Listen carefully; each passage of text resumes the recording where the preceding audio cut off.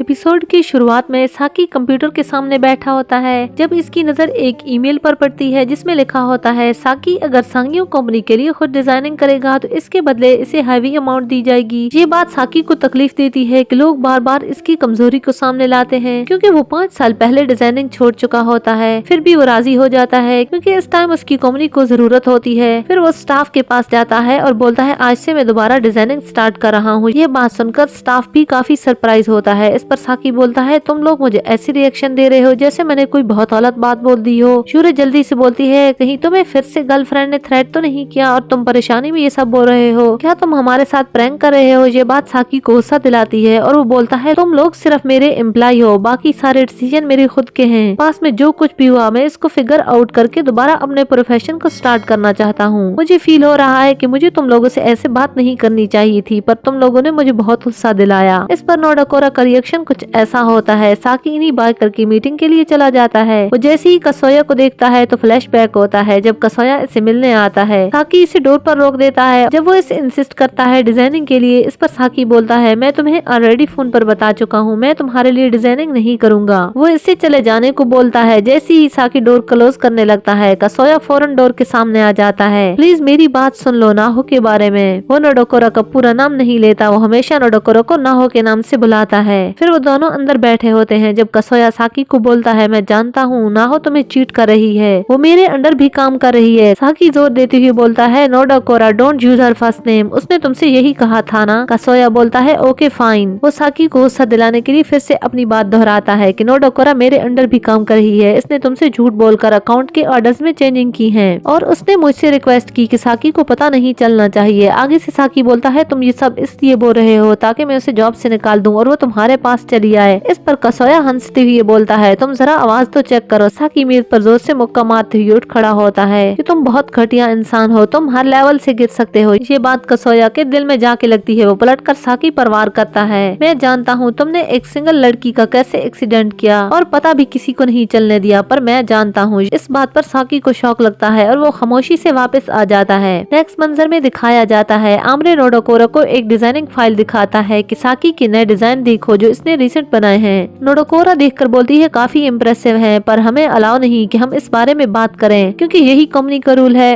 आमरे बोलता है okay but मैं तुम्हें साकी का वर्ल्ड वाइड लास्ट डिजाइन दिखाता हूँ जो इसने बनाया था। अगले सीन में साकी फिर से कसोया के पास बैठा होता है। तब कसोया साकी को बोलता है अब तुम बताओ क्या तुमने उस पिक्चर को पिक्चराइज नहीं किया था। मैंने ये सब उस वक्त सुना जब तुम्हें वर्ल्ड सीरीज का स्टार बनाया गया, क्या ये सब रूमरस था। इस बात पर साकी फिर से डंप हो जाता है और इसे कोई जवाब नहीं देता क्योंकि इसने आज तक किसी को कुछ नहीं बताया होता कि माजी में उसके साथ क्या हुआ था और क्या सच था। ये बात वो सारी अपने अंदर रख लेता है। मीटिंग एंड हो जाती है और शाम का मंजर दिखाया जाता है। नोडोकोरा मुसलसल साकी का वेट कर रही होती है। तब इसे नीचे से आवाज सुनाई देती है। जैसे ही वो नीचे देखती है तो इसे साकी सीढ़ियों के पास गिरा हुआ दिखाई देता है। वो भागकर इसके पास जाती है तुम्हें क्या हुआ है। वो बोलती है मैं एम्बुलेंस को कॉल करती हूँ। जैसे ही उठने लगती है साकी इसका हाथ पकड़ लेता है कि मुझे तुम्हारी जरूरत है, मेरी बैक बुरी तरह जख्मी है, मुझे ऑइंटमेंट की जरूरत है। नोडोकोरा इसे रूम में ले आती है और इसकी बैक पर मरहम लगाती है। तब साकी से बोलता है तुम मेरे स्केर के बारे में क्यूरियस नहीं हो कि मैं हमेशा खौफजदा क्यों रहता हूँ और अच्छे और सही तरीके से बात क्यों नहीं करता। अगर तुम मेरी वीक साइड को देखोगी तुम्हें मुझसे खुद ब खुद हमदर्दी हो जाएगी कि मैं गर्ल्स से दूर क्यों भागता हूँ और इसकी पीछे क्या मिस्ट्री है। जबकि बिना सच जाने एक्स गर्लफ्रेंड ने मुझे कितनी बार थ्रेट भी किया है सिर्फ इस वजह से कि मैं उसके साथ डेट क्यों नहीं करता और इस पर गुस्सा क्यों करता हूँ। पर तुम वो वाहिद लड़की हो जिसने मुझे प्रोटेक्ट किया है। मैं बहुत ज्यादा हैप्पी हूँ कि इस समय भी तुम मेरे पास हो।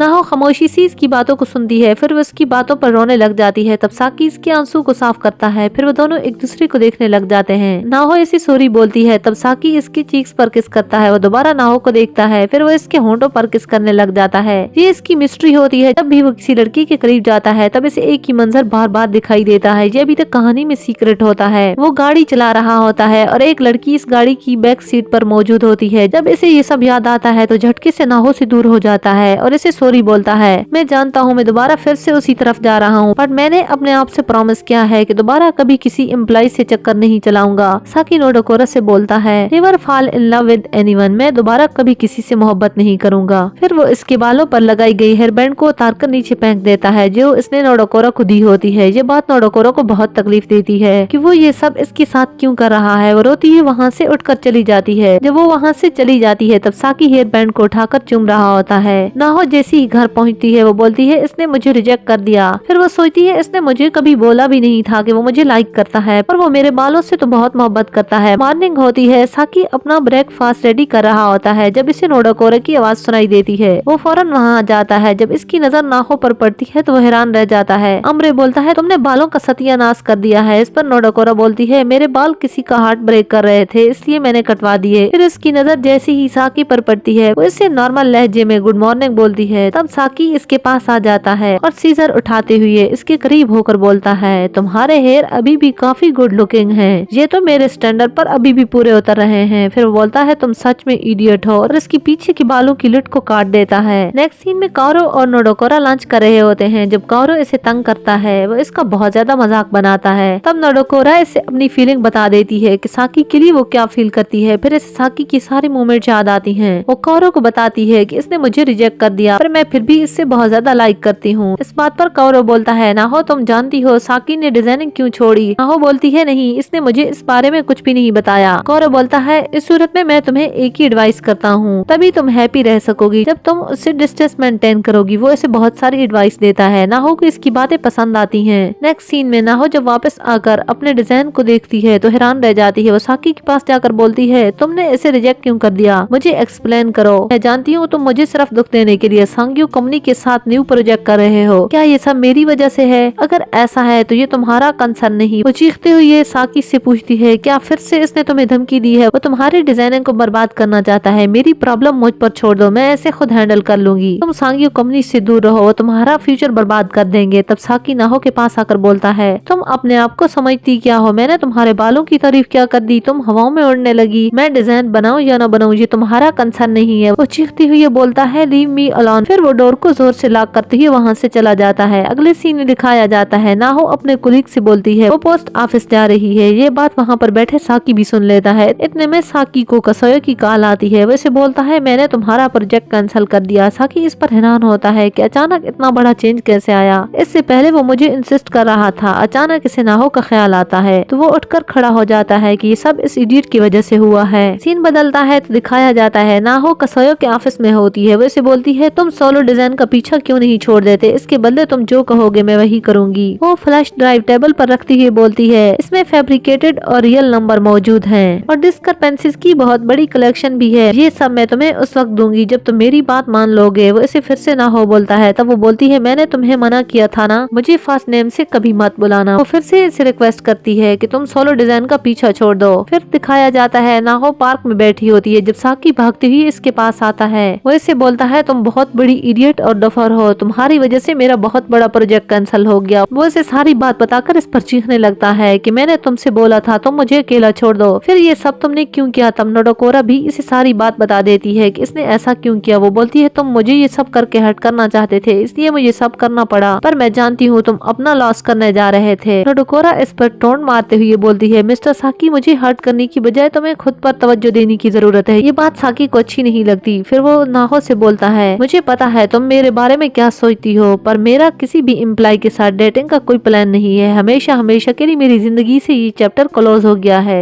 ये सब सुनकर नोडोकोरा की आंखों से आंसू गिर रहे होते हैं। वो बोलती है, मेरी ख्वाहिश है कि मुझे ऐसा इंसान मिले जो मेरी हर विश को पूरा कर सके और मैं इसको बहुत ज्यादा प्यार करूंगी। मुझे ऐसा क्यों लगता है कि वो इंसान मेरी जिंदगी में आ चुका है, इसलिए तुम्हें परेशान होने की जरूरत नहीं। साकी फिर से इसे स्टूपिड बोलता है और पिंकी फिंगर नाहो के सामने करते हुए बोलता है, तुम मुझसे प्रॉमिस करो जो भी बात तुम्हें परेशान करेगी तुम मुझे सबसे पहले बताओगी, मैं तुम्हारे लिए सब हैंडल करूंगा। इसे बोलता है, कमान नाहो, मुझसे प्रॉमिस करो। नाहो भी फिर इससे प्रॉमिस कर लेती है। इस समय वो बहुत हैप्पी होती है, इसलिए वो साकी को थैंक्स बोलती है। तब साकी बोलता है, मुझे लगता है नाहो दुनिया की सबसे बड़ी इडियट है। फिर भी वो खुशी से हंस रही होती है। नाइट का मंजर होता है जब साकी अकेला रूफ पर मौजूद होता है। तब इसे नोडोकोरा की सारी बातें याद आती हैं और आज की एपिसोड का यहीं पे एंड होता है। थैंक्स फॉर वॉचिंग, मिलते हैं नेक्स्ट एपिसोड तक, तब तक के लिए बाय बाय।